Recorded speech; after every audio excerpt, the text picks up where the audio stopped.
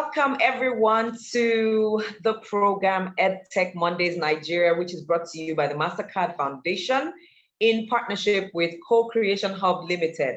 The EdTech Monday is a platform to facilitate critical conversations on the use of technology for teaching and learning by bringing together key stakeholders, including policymakers, EdTech entrepreneurs, teachers, and parents. Thank you all so much for joining us today.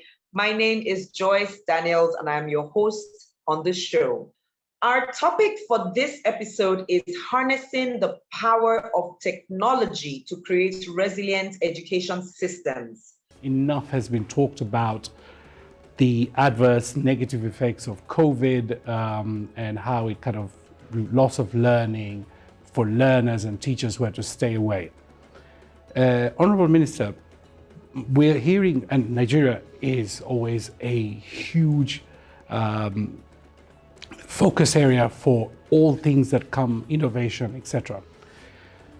What has your government kind of put in place that kind of mitigates the loss of learning for such eventualities in the future? You know, how can we learn from what you're doing on a more resilient education system? That the Federal Ministry of Education has successfully now working with UNICEF upscaled nearly 15,000 videos onto a digital platform.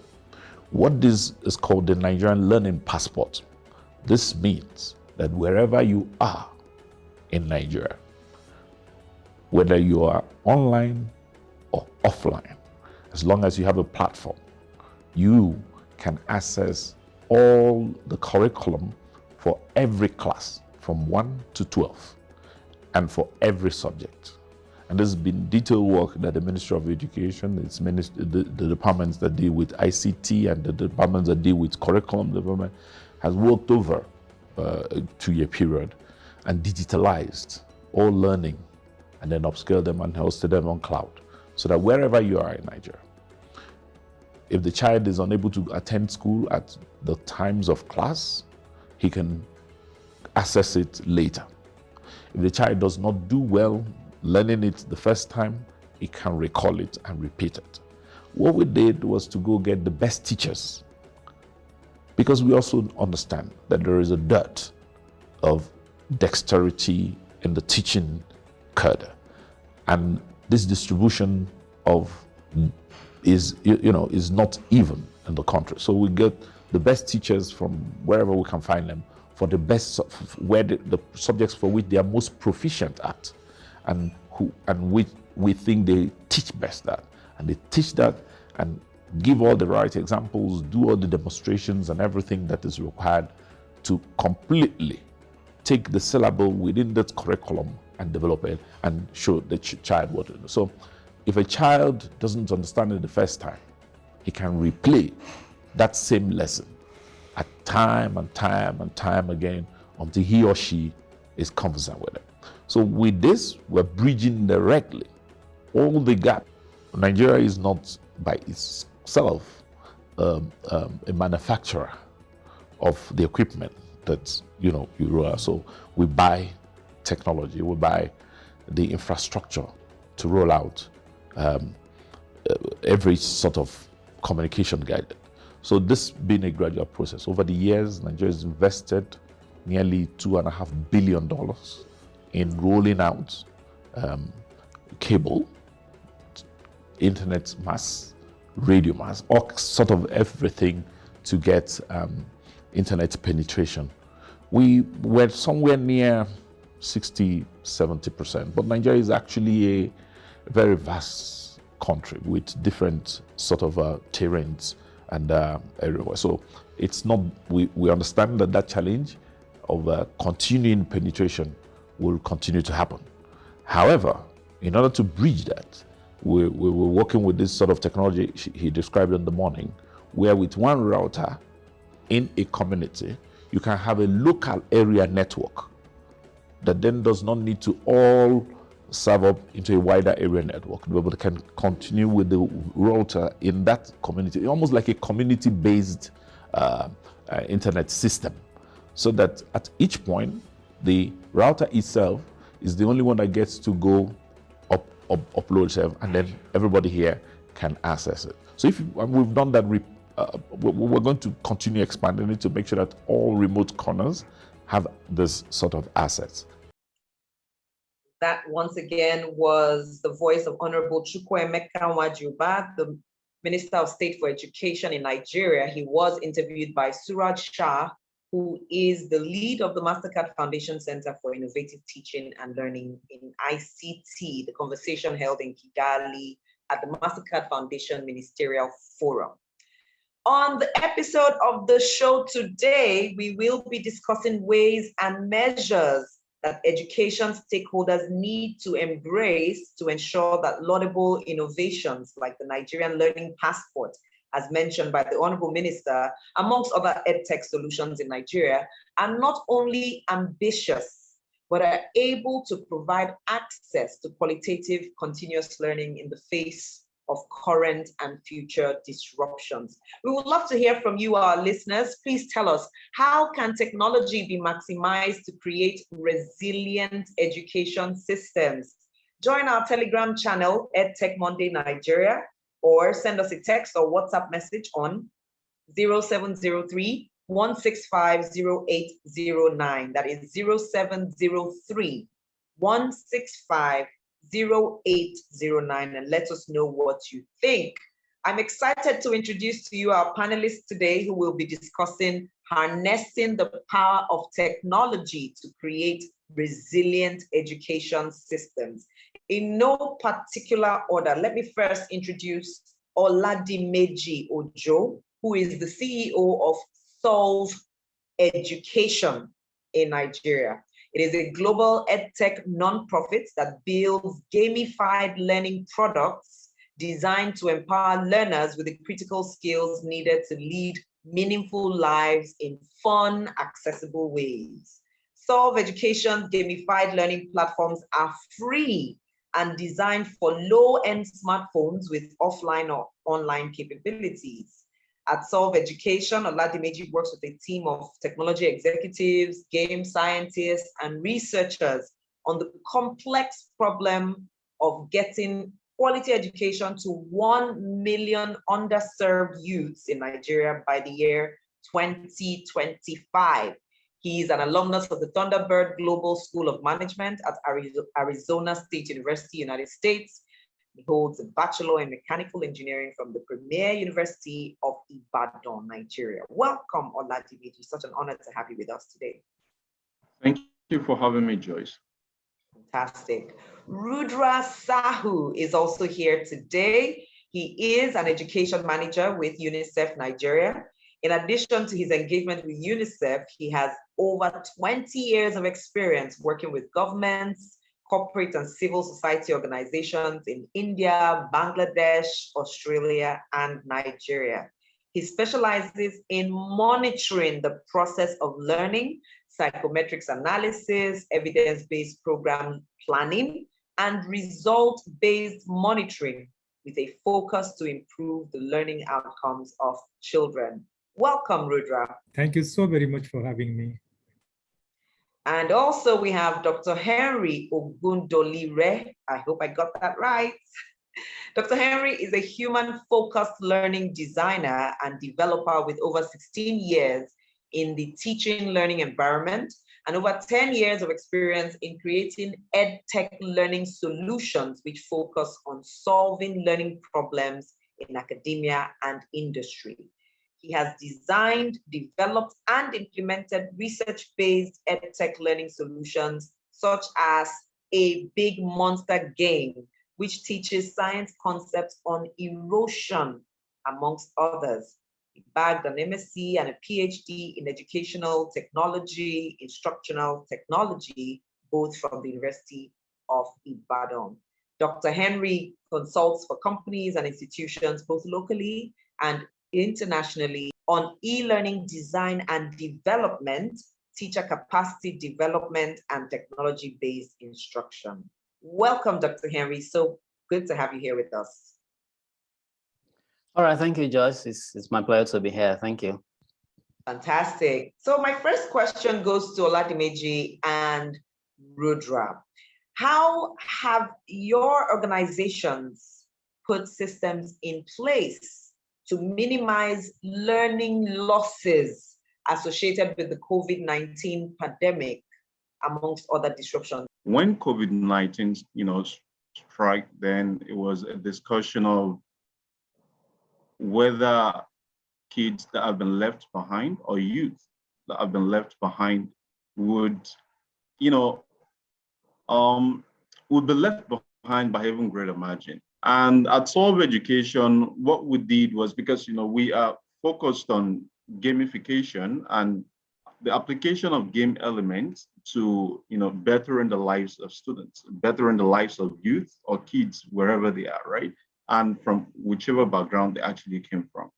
During COVID-19, we launched a game for charity campaign where people learn and then they are rewarded for it. So for every game or learning point or milestone that they hit, they get food packages, right? They get scholarship, awards, just things to actually help them learn, right? They get access to free internet data to access online resources. It could be on Sahoo Education's platform, which you have, plenty of it. And it could also be on third-party platforms or any other platforms. So we encourage learning during this period by incentivizing them with the things that we actually know that they need. And we also run different campaigns, which, it was more like, crowdsourcing. Well-wishers can play games and, choose to donate certain parcels to communities that actually need them.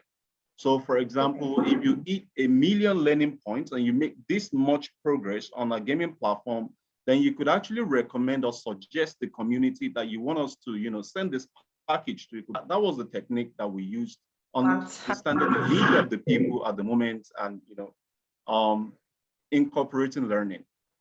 Thank you. Amazing innovation. Rudra, please tell us.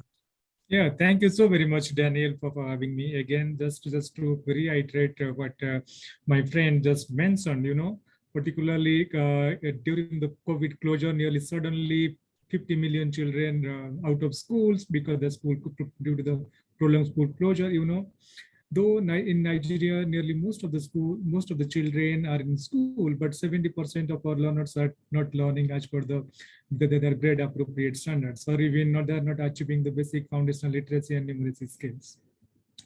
And when the COVID hit, and it's aggravated even more because there was non-learner, and again the school closure that aggravated the situation more rapidly, and now even nearly 75 to 80% of the children are not learning.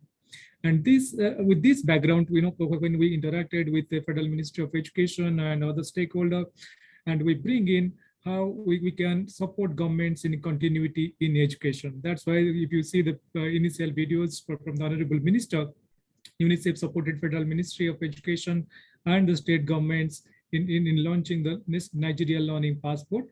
And that's eventually a learning management system. You can see all the curriculum mapped material right from the preschool to the secondary education.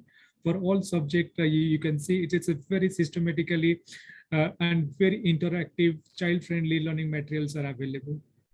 And it's not, let's say when you have a learning management system, it's not all about digital learning. Then you need the device, you need connectivity, you need capacity, you need say youth engagement, okay? So this kind of thing we also need to bring in. So what we are doing now as part of our response to the digital learning or the reimagining education. So particularly we're bringing in the teachers' capacity. That's also very, very critical how they are going to integrate ICT inside the classroom. So far we're engaging nearly 59,000 teachers across Nigeria being capacitated with the ICT skills so that they can integrate education-based technology inside the classroom.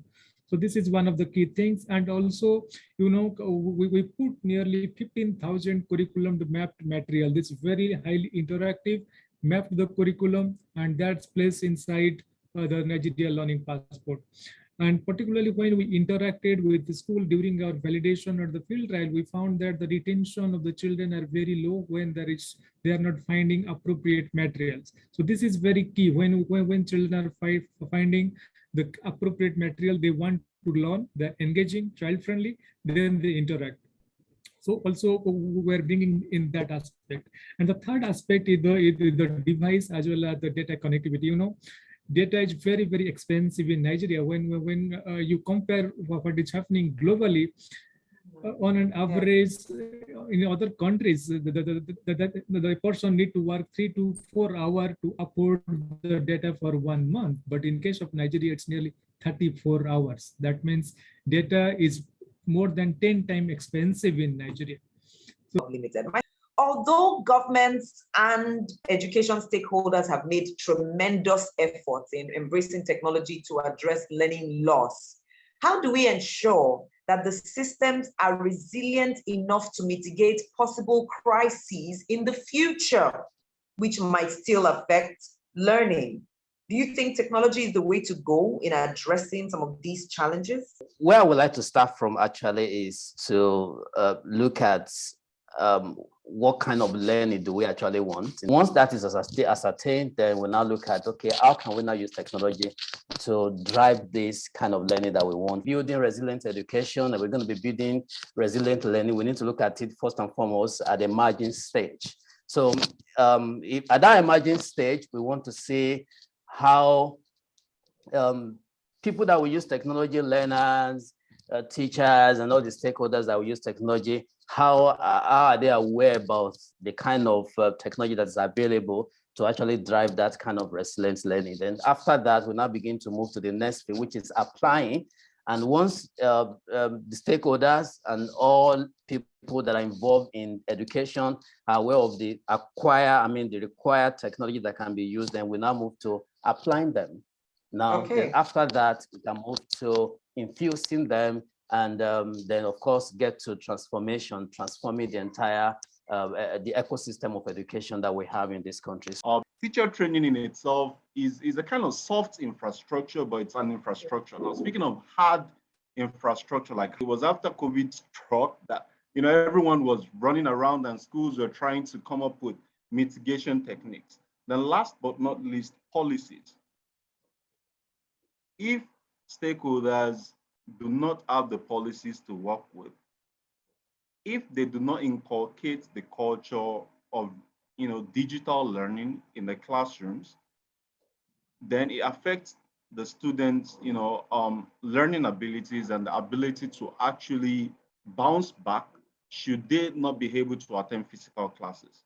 We have with us a student, a 400 level student of industrial maths and computer science at the University of Lagos, and his name is Desmond Okeke. Desmond, we would like to hear from you. What is your experience? Tell us as a student. COVID came and it's changed a lot for the students, right? So there was hope that ASU would call off strike, everybody would go back to school. I was studying, like I said, I was studying though, but at some point, most of us gave up and we're like, there's no point, let's go and do something else. Instead of having hope that ASU will call off strike, right? And when we came back to school during that period, it wasn't even a physical meeting. We are using learning management system, which is leveraging technology to learn. And it's a federal school. So when we came back to school, things were different. Things were just different. We are not used to learning online. We are not used to having exams online, right? So it was new. A lot of people failed though. Let me not lie. A lot of people failed during that period. Results were not what it was meant to be, right? And so many mindset changed. Like a lot of students gave up on school. I know a lot of people that dropped out from school because of that. That's COVID period and all. Yeah, so it's changed a lot of things in school, and even for me, as a testimony, almost gave up on school at that period, but I had to keep pushing because I was on my 300 level. So I cannot just say, oh, let me just drop out of school and find something doing, right? And during that period, it was a time for introspection for everybody. Everybody needed to know what they were up against, know what they need to do, right? Thank you so much, Desmond Okeke. I'm going to take my questions back to Rudra and Oladimeji once again. We've heard from Desmond, the education landscape globally is undergoing constant changes, right? So how should education technology be developed to provide inclusivity and access for all learners, even outside the classroom? Are there scalable examples we can learn from so that people like Desmond and his colleagues can learn easily outside the classroom and not feel like fish out of water? All right, thank you so much, Joyce. And it was actually interesting to learn about, what Desmond, thought of this situation, right? So building EdTech product for inclusivity entails, understanding the audience. Speaking of solutions like that, we're talking about solutions that understand like the Nigerian geography, right? So you're speaking of the internet access. Rudra mentioned the last time how internet, the cost of internet data is really, really expensive in Nigeria. And because at Solve Education, we work across continents, right? So I understand the cost of data in India. I understand the cost of data in Indonesia, in Bangladesh, and I understand the cost in Nigeria, right? It's like over 10 times more expensive. So we need to understand the conditions, like what people like Desmond are going through, and before we can build a solution for them. EdTech products should not just go to market without understanding the present need of the people that they are building for. And we're speaking of solutions that are actually they're accessible offline, right? So even if you are not able to afford internet connectivity, you are still able to learn, right? Or solutions that still, though online, they are able to gamify learning processes in such a way that it actually develops, students' interest to learn and pick meaningful skills, right? But the entire process must not be detached from the audience. Building the solution needs to go alongside with the students. They are the stakeholders, right? So if you're building a solution for people to learn, but they are not learning, then it's jokes on us, right? It makes zero sense. Thank you. Yes, well taken. They must be included in the decision making, in the charting the way forward. Rudra, my next question is about teachers. I know we've mentioned teachers, they are the facilitators of learning. So what evolving skill sets would teachers require to help them stay resilient as the education sector continues to evolve? We don't want teachers giving up at some point because of evolution of learning. Dr. Henry would ask you to take the lead on this response, and then Rudra would also support in responding. Thank you. All right, thank you very much. Before I answer that particular question, just a few thoughts on that inclusivity. EdTech products should follow UDL principle, like a universal design for all right, number one, teachers should continue to learn, because if they do not continue to learn, they will be outdated. So for me, I've come to realize that the most fundamental need of human is learning, not even what Abraham Maslow talked about. So learning is very critical. Then that's number one. Then number two, teachers need to begin to redefine their role. Like initially, they used to say they are sage on the stage. That's teachers are sages on the stage. They are the master of all. But now it's no longer like that. So teachers need to see themselves as facilitators. Even apart from seeing themselves as facilitators, they should be able to see themselves as talent managers, because they have to move from being stage on the stage to facilitator and then to talent manager. So they should be able to begin to manage talent. And if they're going to be managing talent, then they need to learn a lot of skills, IT skills, creativity, adaptation. They have to learn a lot of skills, communication. They have to be able to learn skills that will help them to be able to meet the needs of their learners, because their learners are changing on a daily basis. So teachers don't really, they don't really pay attention to their learners, actually. So that's number two. Number three, then teachers need to be able to get involved in research. Some of the things they do in the classroom, they can turn them into research. They can turn them into research paper. They can begin to look at, take for instance, if you're in first time now, try to look at what is the need of your learners at that particular time, then try to come up with different strategies that you can apply. Then at the end of the day, you should be able to measure the impact of that strategy. Then later, look at, okay, you sit down, before you go to the second time, you sit down and say, okay, I think these strategies do not work, or they work, then you can now replan again. So competencies, particularly the changing context of knowledge that required for the 21st century survival. First one, I would recommend that we need to revamp the teacher preparation system. That includes both the pre-service as well as on-service teacher preparation system. We need to revamp that in terms of we need to revamp the teacher preparation curriculum.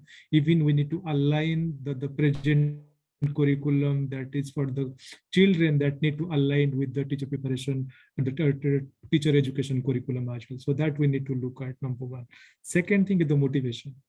We need to motivate our teachers, particularly those teachers who are serving very remote locations, how we are providing, how we can incentivize to those positions, particularly those teachers are serving in very, very remote locations, how we can attract best talent to the teaching profession. Thank you, Rudra. We're almost at the end of today's show. We have one last question, and all our speakers today will make contributions. What kind of collaboration needs to exist amongst all actors in the education sector? Technologists, innovators, financing institutions, governments, and of course, educational stakeholders, in order to influence policies and forge adaptive learning delivery systems. Thank you so very much for this beautiful question. I must appreciate for you for this. Now we are in a situation, particularly in the learning. This is a learning crisis in emergency. You can say it's a emergency level 3 kind of thing, because more and more children are not learning. Earlier, nearly 50% children are not learning. Now it is coming to 75%. That means one child is now taking the burden of 3 other children. So it's a very, very, let's say, unavoidable situation. And how we can manage this, we need to bring in all the actors together, be it World Bank, UN agencies, private partners, your CSOs, civil society organizations, governments. We need to bring in all the stakeholders together to address the learning crisis in Nigeria. So this is one of the key things. All the actors' major focus now should be on the learning rather than other things, because we managed we managed the children to come to school, but now the schooling is not equivalent to learning. So now the major focus should be again on the learning, all the stakeholders together. We need to focus on the foundational literacy foundational literacy and numeracy. We need to focus on the early learning. Then how digital learning is going to be an instrument to ensure that every child learns, okay, and irrespective of their geography, irrespective of their gender and inclusivity. So everybody that can walk, literally. So everybody that can walk has significant, impact in how policies get affected and how successful policies get deployed. Because if we say that students or teachers should do X, and the parents or the guardians of the students are literally saying no to that, for example, not giving the students the avenue or the platform to learn, then there is a problem, right? So we have a bottleneck. So everyone must really form a joint force to move things forward. Thank you. One other thing you added was parents must be brought on board. Everybody is involved in learning. Bring everybody And let's have a platform where everybody in the society can meet, and that we call community of practice. So let's build community of practice so that everybody involved in education can all come together and discuss every issue that affects education, especially in our context here. Thank you.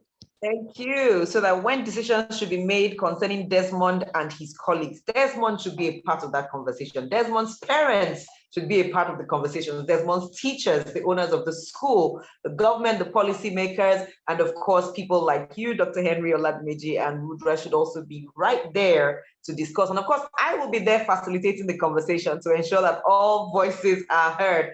Thank you so much for being on the show with us. To all our listeners out there, we would like to hear from you. How can technology be maximized to create resilient education system? Please join our Telegram channel, EdTech Monday Nigeria. That is EdTech, Education Tech, EdTech Monday Nigeria. Or you can send us a text or WhatsApp message on 0703 165 0809. Text us or WhatsApp us on 0703 165 0809. Thank you once again for being with us today. We hope you will join us same time, same station next month. My name is Joyce Daniels, and it's been an honor hosting us today on the show. Bye for now.